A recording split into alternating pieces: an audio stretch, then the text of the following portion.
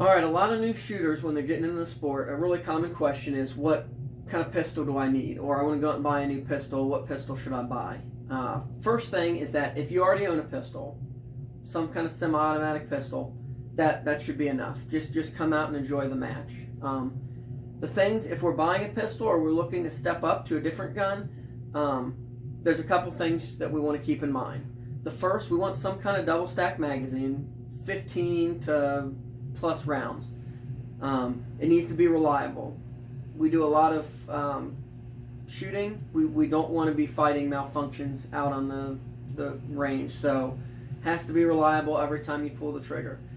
And safe, obviously, it should go without saying, but some older guns may not be safe for competition, so keep that in mind. But generally most guns are safe, but when you get people in there tinkering and gunsmithing on them at home, they can become unsafe. So make sure that anything you have is safe to use out there. For a beginner, if someone's going out, they don't have a pistol, they're wanting to go out and buy one, a good place to start would be some kind of polymer gun. Something like this is this gun I started with, a Glock 19. This holds 15 rounds from the factory, but you can get 17 rounds and on up magazines. These are nice, they're simple, they're really reliable. Some other options in the polymer, now this is a compact. The Glock 17's the full size. The 34's got a little bit longer slide. The SIG P320 series, they have a lot of different versions of that. That's a very good option. The Canik TP9s, that's another really good option. A lot of people are really liking those and having good luck with those. The Smith & Wesson makes a couple, the M&P series, they have a couple different polymer guns. Most of these big manufacturers make a really good, reliable gun that will work well, and you will see them out there on the at a 3-gun match.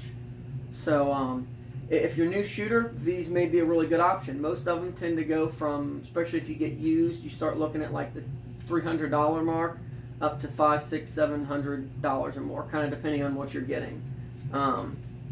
Something if you get out to a match, you'll see a lot of guys have like 2011s, double stack 1911s. You'll see a lot of really nice CZs, the Tactical Sport Oranges, and some of those guns, Tanfolios. Those are really great guns. They tend to be a little bit more expensive, and the maintenance on a lot of the steel frame, the steel frame guns tend to be a little bit higher. Not all of them, but don't get intimidated by that. Going out there and seeing these race guns.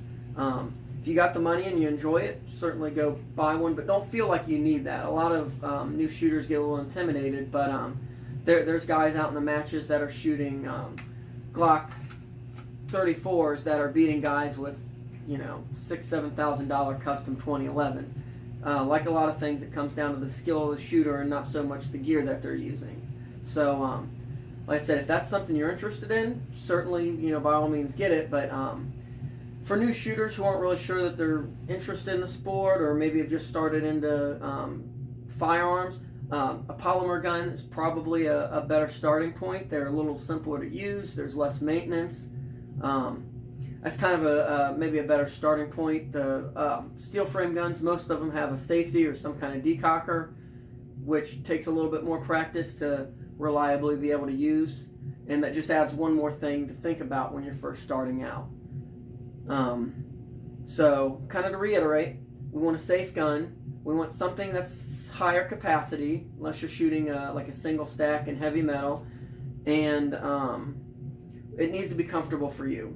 So if you've just started shooting, I recommend, if you're not real familiar, go get some training first, then hit a range that rents guns, shoot a bunch of different guns, figure out what feels good in your hand. I recommend that for after you've got the training, because if you try to do that before the training, you don't really know the best way to hold a gun, or what feels right and what doesn't at that point. So it's better to get a little bit of training first if you can, and then buy a gun. Find some friends. If you go out to a match and you start asking around, most people will let you shoot their guns after the match. Meet you out at the range to shoot it. Try a couple different guns that way. Because really there's a lot of good choices in this sport.